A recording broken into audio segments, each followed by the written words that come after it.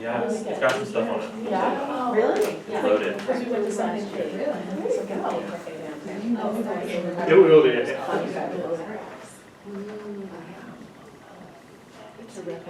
People on the link up there. A little bit, but we should get to it. Okay. I think we're going to get started. Thanks everyone for coming, choosing this session over the ritual options. I think there may be some other people coming and going if you may come and join us in a bit. But as I said, we're from Cal and Gable School in Portland, Oregon. My name is Dan Griffiths, I'm head of the upper school, and George Ninovich is the director of our PLACE program, which we'll talk about during this session and sort of the evolution of that program over the last 10 or so years. So our hope is that we'll give you a sort of broad outline of our school and then the PLACE program, which is an urban studies youth leadership program. And then that will lead us to talk about a new centre that we just started in a part of Portland that we've been trying to have a greater presence in and how we've done that. And George has been very busy working on that the last couple of years. We hope there's going to be plenty of time for some sort of interaction, talking amongst yourselves and giving some feedback on what's going on in your communities. But first we're going to just give you a sense of our school. So this is Cal and Gable. We're in Portland, Oregon. This is the mission statement of the school. I won't read it out. So we're on 70 acres of former farmland just over the other side of the West Hill. So Portland has a river down the centre, there's the east side, and then a west side, and then we're over the West Hills past a big sort of park area. It's a huge forest park. On the other side, we're on the downslope, the other side of the hill. So we're actually physically separated from the city by a couple miles. We're in a kind of strange setting in that we're in the same county, we're in the same city of Portland, we're in the city of Portland, but we're in a different county. So Multnomah County is the city, we're actually in Washington County. So we're kind of really on the edge of the city, we're not actually in the city. So that's kind of the view from the top of the hill, down over the city. There's Mount Hood, which you can sometimes see, usually in the summer. Not the view from our school though. Not the view from our school, That that would be nice. Yeah. That's as you drive down from the school over the other side of the hill. Many people call that the alleged Mount Hood because they never get to see it because of all the clouds and all the rain. This is the next step in our program that we'll talk a lot about. This is a new building that's gone up in inner northeast Portland, which was traditionally an African American neighborhood that's been rapidly gentrifying over the past 20 years or so. And George will speak more to this. So that gives you sort of context for where our school is. I think, aligned with many independent schools, the school's had very good intentions around a long-standing mission-based commitment to inclusion. And so we've tried to diversify the faculty, we've tried to diversify the student body. Portland itself is not a particularly diverse city, but there are pockets and there's an increasing sort of Hispanic community out to the west. There's a traditional African-American neighborhood in the northeast of Portland. But it is, the history of Oregon isn't a great one, and it's a very sort of homogeneous population in Portland. So as an independent school in that setting, we over the years have tried to diversify our student body in many ways, socioeconomic, race, many different ways, trying to diversify our student population. Mostly through admissions initiatives. Let's say in the last 30 years, tried many ways in which to diversify that student body. There's kind of themes that have emerged in independent schools over those 30 years where they tried certain things, and Carleton was one of those schools that tried all those things. At one stage we admitted a cohort of students from one public middle school and brought them to high school at Cal and Gable in the late 80s, early 90s, which was thought to be a sort of a big effort, sort of kick off an inclusion diversity initiative. But what it actually created was a lot of ill will towards the school in that community for cherry picking the best students and taking them away from the public school system and removing them from their community. And those students who are part of that process, who are part of that admissions cohort, still have very mixed feelings towards the school today. And George actually works with a few of them on safety initiatives in Portland. But it was a very well-intentioned effort, and I think our schools do a lot of those, but they don't always have the outcomes longer term than we expect. So the question we're asking ourselves and have been for years is, how can we do this better? How can we partner with the local community without seeming to reinforce that sort of colonial, paternalistic kind of independent school model? So how can we do this better? So we've made a few subtle shifts, such as we used to focus our financial aid budget on the high school, because the thinking was that you get more bang for the buck with a 4-year investment, but then students came, and it's a very, very hard time to make transition at high school level, so we've moved a lot of our financial aid funding down to our beginning and lower school, who never used to get any financial aid. So we've actually moved it so the students are there for longer and feel more part of our community. So little things like that we're trying, and history will be the judge of how successful that is. But the big question I think that George has been asking for many years, and so I've worked with him for eight or so years on this now, is that we wanted to reimagine this idea of public purpose. I think the independent school model that we all here and all familiar with is this idea of service learning, of going down to help out, to bring our expertise and our resources, and sort of, it's particularly salient in Cannon Gable because we are actually up on a hill, so we do actually descend down from the hill and go into the city, do our service hours, and we have a service hour requirement for all students, and we're going to be sort of the saviours of various communities, and that didn't feel right to many of us. So we wanted to investigate a way that we could have genuine partnerships in a way that we can empower youth to make meaningful change, which meant we had to think about a different way of doing this. So we just skip back a few to this slide. We had about 2005, we had a visioning conference, strategic planning, whatever you want to call it, where we made a commitment to increase engagement with the City of Portland, to introduce some urban studies, urban planning into our curriculum, and to really try and use the city as a resource, as a learning tool.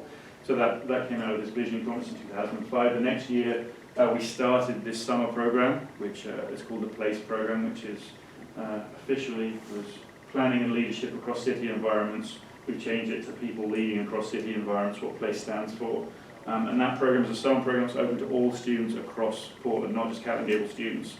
And that filled up very, very rapidly. We have fee waivers, a lot of financial aid for accessibility to that, and it's a real mixed cohort of students. George leads that program, and he'll talk about it a little bit more in a moment. So one thing I want to do to make this a little bit more, well, a little bit less standard lecture about Cannon Gable and more sort of interactive. We hope that just a couple of prompts here. If you sat in school groups, maybe we can mix it up a little bit, but if you could turn to a couple of your neighbours and just give everyone a sense of where you are in the room. So in your group, describe to each other, where is your school relative to the urban centre of the city you're in, if you are indeed in an urban centre. What does the community-based programming look like in your school? Thinking about that traditional independent school model, or is your school doing something really innovative you'd like to share with us around engaging communities? And the last one, which is the kind of thing we've been addressing, is what barriers exist for your school increasing community engagement? And what accelerators, what could be done in your school to actually help you achieve what you think is the best way to engage with local communities? So give you a couple minutes, just talk about that, and we'll share that out, and then move on to the next bit. So,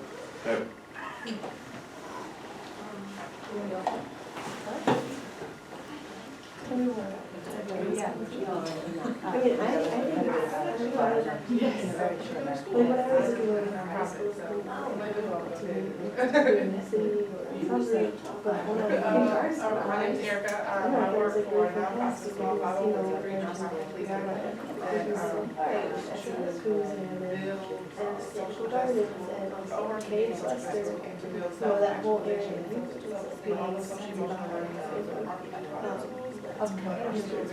So I very much think it's fantastic. we are right now. I'm in school UC, so we're in the city, like proper, but we're in a more suburban part, like more neighborhood part of the city.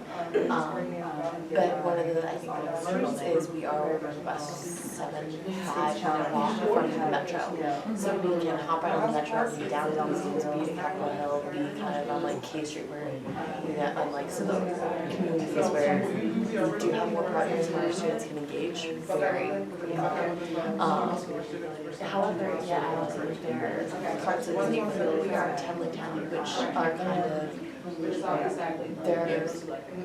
students and emotions of Temley Town, relevance of upper west,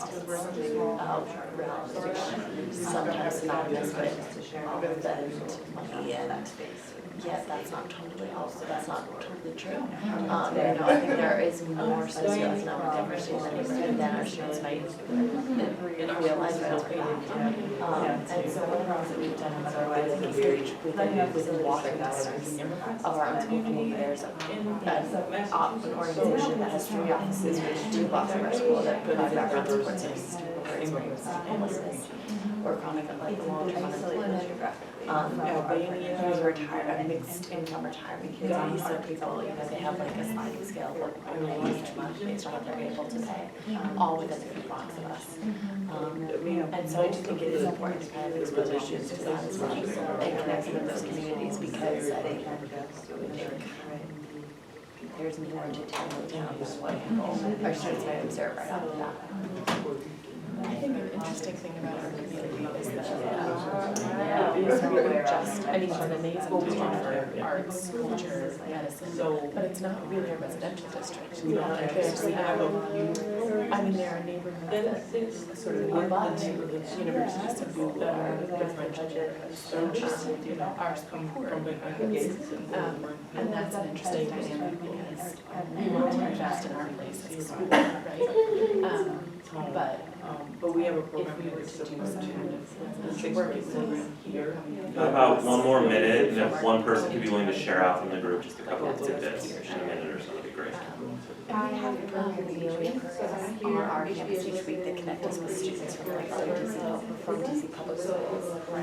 But we also think that we've added to our neighborhood. This is always not just like finding opportunities for students from other communities to our campus. This way it's important because we have a lot of resources that we can share. I think that's a great way to engage the community. But also to find ways for our students to connect beyond our campus to build off campus and to think that, like, so because a lot of them are important. I think, if you're having partnerships for them through reciprocal in nature is the key. Our university's grants are still, we have a program, the Association of Worldwide, our road program, which is our students, in some way we share our space. So however, I have to the site for him on campus, he's accelerated, which is just cool. So I think that is in the greater community across the city. But I used to be credit, we don't have more technical. So we have programs. It's a great, it's works down. We just fascinating. But I'm not so it's starting last summer, we went to institutions. Sometimes we watch you start worthy. All right, we'll bring you guys back. So I'm George, and I'm super inspired. That just hearing these conversations, it sounds like everybody is sort of wrestling with really similar issues in one way or another, either programmatically or the impact on the community. And so I'm really excited to hear just a few points from each group. So there's one group that wants to share out just a couple of points from. You gonna go first? All right, jump in.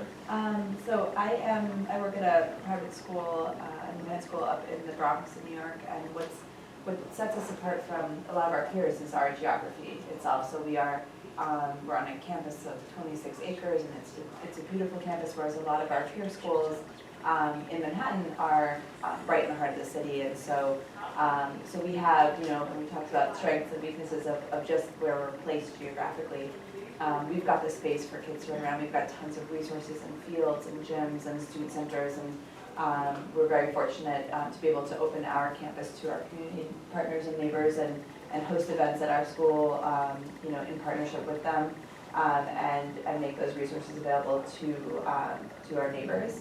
However, in terms of getting our students off the campus, it's always a bit of a logistical nightmare because we have to that means booking buses. There's nothing within walking distance, really. So that's, a couple $100 just to book a bus to get kids to go for an hour to go to one of our partners and do some engaged work and learning with them. But it's a struggle that I've had for a while, which is that worth, to give them that experience and to continue deepening those partnerships with our nearby local partners. Is the cost of the bus really, it drives me crazy. That's where the bulk of my budget goes. And then you were sharing about Horizons, geographically being placed. You were at a school in independent school, but surrounded by public schools in the same neighborhood, and how nice that was to have.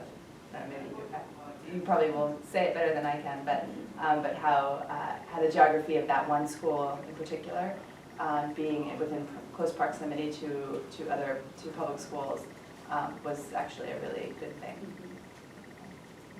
Great, thank you. Do you guys want Yeah. So for our school in general, we are located right within, a really culturally diverse area. So, we have the artisans and botanical gardens, and we are right neighboring the university, Case Western, and also we're like uptown Cleveland is what we refer our area as. And for us, it's just like a short walking distance to do the service work that we do. And pretty frequently, students go out, either part of class or part of the service and stewardship days we have on campus. There isn't, like we were saying, a residential area near us. It kind of it's like right a little bit outside of where we are, more on a lower socioeconomic stance. So it is kind of interesting if we were to do more residential, reaching out to the area, it'd be in those areas, which is difficult to do. So and I was talking about being at a school that's in Washington, D.C. We're in D.C. proper. However, we're in upper Northwest D.C. And so that does present some unique challenges. I mean, there are a few community organizations within walking distance, and I think we've been very intentional about trying to engage our students with those organizations for them to kind of dispel maybe their traditional understanding of upper Northwest as being kind of this area where everyone is, maybe well off and has maybe money or resources readily available to them. And so we have been able to do that and engage some ways very locally within, 3 blocks of our community, which I think has been it's important for our students. And yet that's such a limited view of DC as an entire city. There's so much more to the city than that. And so we are within a 5 to 7 minute walk of a metro. So we can easily hop on the metro, and that kind of opens up the city to us. But then one of the challenges that face is when can you carve out that time? If you are going to hop on the metro, even though you are in a city, there still is that, how can you balance that with other competing sometimes demands at the school? And so I think the city is one of our greatest resources, but also making sure that we're utilizing that resource as much as possible can be challenging at times.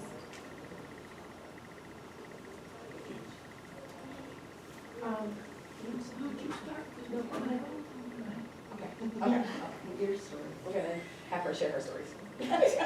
I'm Tony, and I'm here at HB. So we're located in, as I was sharing, an affluent suburb of the city, and we literally abut the city. We have a program here called GROW, Girls Reaching Others Worldwide, which is extended to the middle and upper school. I think we're facing the same barriers that you guys are facing when it comes to busing and justifying the cost for busing, especially since we've let go of our transportation department, so now we have to, we have to factor that into our budget, which is always rapidly shrinking. And then again, it's that conversation around getting the girls to understand what service means, right? And it's not we serve them, but actually you're learning from them and you're sharing your privilege and your resources. So I know Laura Zappas and Stephanie Hedeman do a really great job in trying to get that down, but it's the time piece too. It's the reflection. So I think it's the same challenges. We value it, but you gotta move to that next step. I represent a little different side. I represent a small nonprofit that goes into CMSD schools to increase with the overarching thing with social justice, to increase self-value, self-worth, all those social emotional learning things that aren't really taught in schools are very much needed. So